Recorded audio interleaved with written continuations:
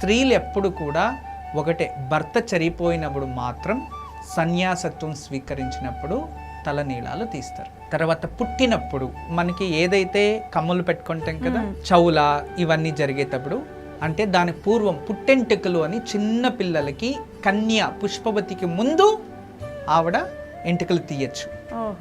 అర్హత ఉంది దీనికి, అన్ని కాలకృతువులు ఉన్నాయి.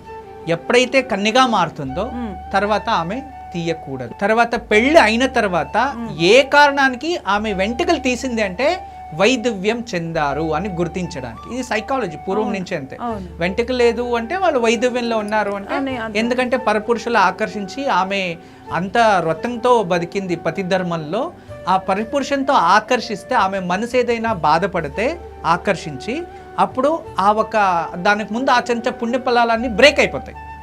దానికోసం వాళ్ళు అలంకరణ లేకుండా ఉండాలి కాబట్టి అలాంటివి ఒక ధర్మం అనేది ఉంది, ముందు నుంచి ఉండింది. అంతేగాని భర్త బతుకున్నట్టుగా ఏ కారణానికి కూడా నీలాలు ఇవ్వకూడదు.